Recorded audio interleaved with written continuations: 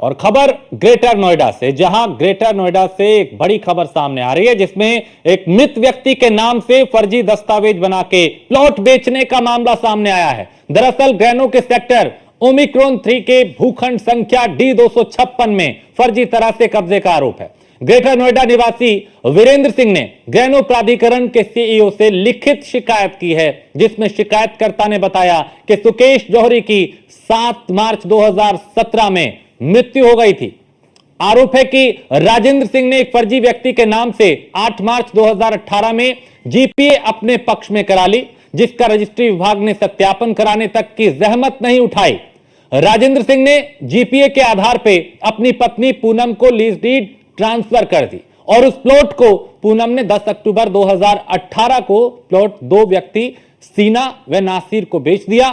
इसमें सबसे बड़ा सवालिया निशान जो है वो ग्रेटर नोएडा पे लग रहा है। ग्रेटर नोएडा के जो प्राधिकरण है उस पर सवाल उठ रहे हैं कि आखिर नकली जीपीए पे प्राधिकरण ने कार्रवाई क्यों नहीं की। सबसे बड़ा सवाल यही है और इस मामले में तुरंत एफआईआर होनी चाहिए थी, लेकिन आज तक एफआईआर दर्ज क्यों नहीं हुई। आखिर कॉन्फिडेंशियल फाइल में से विधि विभाग की राय वाली नोटशीट कैसे और कहां गायब हो गई, सवाल यह भी बड़ा है। तो रजिस्ट्री में राजेंद्र सिंह की पत्नी ने पेमेंट ओरिजिनल अलॉटी को देना लिख रखा है कि उनको पेमेंट की गई, जबकि जीपीए करने से पहले ही अलॉटी की मृत्यु हो गई थी। इन सभी सवालों पर प्राधिकरण का पक्ष लेने के लिए न्यूज वन इंडिया ने प्राधिकरण से संपर्क किया, जिस पे प्राधिकरण ने मौखिक रूप से ही कार्रवाई करने की बात कही, लेकिन कैमरे के सामने आने से मना कर दिया। तो सवाल ये कि ये जो गड़बड़ हुई, ये जो घपलेबाजी हुई, ये जो इस तरह का मामला सामने आया, इसका आखिर जिम्मेदार कौन है और क्यों इस पे चुप्पी साध रखी है। प्लॉट बेचने के नाम पे ये बड़ा फर्जीवाड़ा सामने आ रहा है।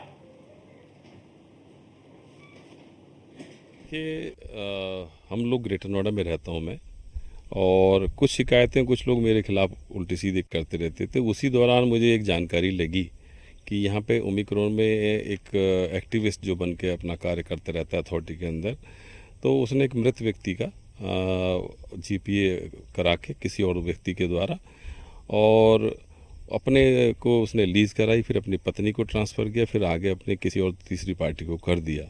तो उसकी शिकायत मैंने सीईओ ग्रेटर नोएडा अथॉरिटी को कराई थी। उसकी शिकायत ये देखिए आप 2 तारीख को मैंने कराई थी, ये इसमें है 2 तारीख को सीईओ ग्रेटर नोएडा अथॉरिटी को, ये डेट है इसमें। तो उसी समय जानकारी लगी थी कि मृत जो मिस्टर सुकेश जौहरी थे वो 2017 तीसरे महीने में डेथ हो गई और 11वें महीने में नकली आदमी खड़ा करके उन्होंने जीपीए कराई। हमने जब इसकी शिकायत की तो उसमें बड़े फैक्ट्स बड़े चौंकाने वाले आए कि उस फाइल के अंदर जो लेटर रहता है, जो अलॉटमेंट लेटर रहता है, वो भी गायब है। और उसके अंदर हमने जो जानकारी लगी कि हाँ भाई जो वाकई में जो है इसका डेथ सर्टिफिकेट फिर वहाँ से हमने प्राप्त किया दिल्ली से जाकर, और सीईओ ग्रेटर नोएडा अथॉरिटी ने इसके लिए एक जांच कमेटी बिठाई, जिसमें 2 आईएएस अधिकारी मेधा रूपम और अन्नपूर्णा इसमें थी।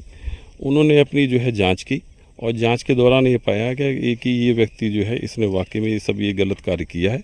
ये देखेंगे आप, इसमें जो जांच की रिपोर्ट है सारी की सारी इसमें है। उसके बाद खेल शुरू हुआ अथॉरिटी के अंदर। खेल क्या शुरू हुआ कि जो सीईओ साहब ने जो है लिख के भेजा, मिस्टर ओएसडी थे मिस्टर हिमांशु, कि भाई इसमें एक विधिक राय लेके इसमें एफआईआर की जाए। पहली बात तो इसमें विधिक राय का कोई औचित्य नहीं था, लेकिन उसके बाद भी अगर विधिक राय के लिए जब गई तो पहली जो नोटिंग शीट वहाँ से लिख कर आई कि हाँ भाई ये वाकई में गलत हुआ, इसमें एफआईआर होनी चाहिए और इसकी लीज डीड कैंसिल 15 दिन के अंदर होनी चाहिए। लेकिन किन्हीं कारणों की वजह से आप समझते ही होंगे कि हिमांशु वर्मा जी ने दोबारा विधिक राय के लिए इसको भेजा, और दोबारा विधिक राय के लिए जब भेजा तो वो पूरा का पूरा डाइल्यूट कर दिया गया। और वहाँ से जो चिट्ठी लिख के गई, ना तो उसमें लिख के गया कि इसमें एफआईआर की जाए, और उसमें सबसे बड़ी बात यह है ये लिख के भी दिया जाए कि जांच करी जाए बस खाली। तो प्राधिकरण का मतलब ये था कि भाई उसमें पहले एफआईआर होनी चाहिए। अगर कोई भी दोषी है, हम दोषी हैं या कोई दूसरा दोषी है, तीसरा दोषी है, पहले वो दूध का दूध पानी का पानी वहीं एफआईआर के द्वारा होना चाहिए था। उसके बाद पता चला हमें कि वो नोटिंग शीट गायब है। हम सीईओ साहब से मिले, हमने बताया, हमने एक चीफ सेक्रेटरी को चिट्ठी लिखी और मुख्यमंत्री को भी लिखी कि इसमें इस तरह से चिट्ठी गायब करके जो है उसको बढ़ावा दिया जा रहा है यहाँ पे दलाली को।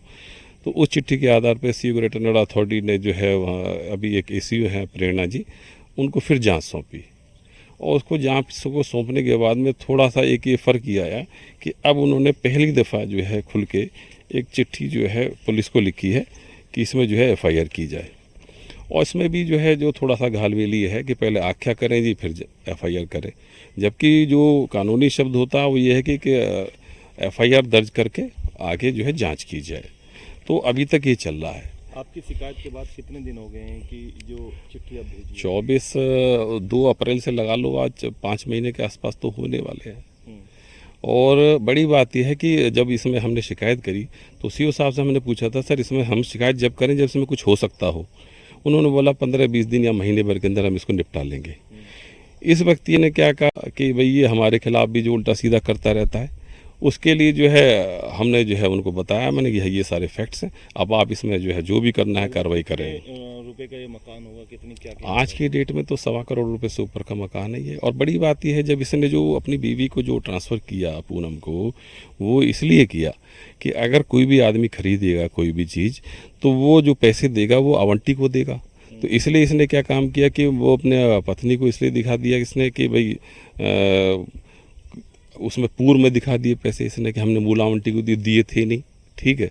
तो अब क्योंकि उसके पत्नी के नाम पे प्लॉट ट्रांसफ़र हो गया तो उसके बाद तो फिर यह है कि वो किसी को भी दे सकता है, अपने आगे ट्रांसफ़र कर दे, अपनी पत्नी के नाम पे ले सकता है। चिट्ठी लिखी है मुख्यमंत्री महोदय को और चीफ सेक्रेटरी को, तब से थोड़ी सी हलचल है लेकिन अभी तक एफआईआर नहीं हुई है। हमारी मांग ये है कि जिस प्रकार से यहाँ ग्रेटर नोएडा अथॉरिटी में ये उल्टे सीधे लोग यहाँ पे अथॉरिटी में जो है दलाली करते हैं और फिर दलाली के बाद में वो इस तरह से जो है प्रेशर बनाते हैं अथॉरिटी के द्वारा, वहाँ कोई कार्रवाई नहीं होती तो आदमी थक हार के आवंटी जो भी कोई होगा वो अपने घर बैठ जाता है।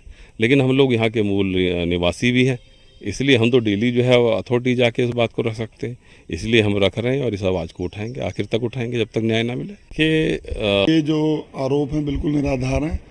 एक्चुअल में जो फर्जीवाड़ा हुआ हमारे साथ हुआ है, इसके विषय में हमने 30/5/2024 को बीटा 2 थाने में मुकदमा पंजीकृत कराया हुआ जिसकी विवेचना चल रही है। और फैक्ट और बता दूं, ये उस टाइम पे जो सौदा हुआ था 10 लाख रुपए में, इसने बोला कि इस प्लॉट को मैंने उठा रखा है और मैं इसको आपके नाम जीपीए और विल करा दूंगा। 10 लाख रुपए अपने अकाउंट में लिए हैं इसने।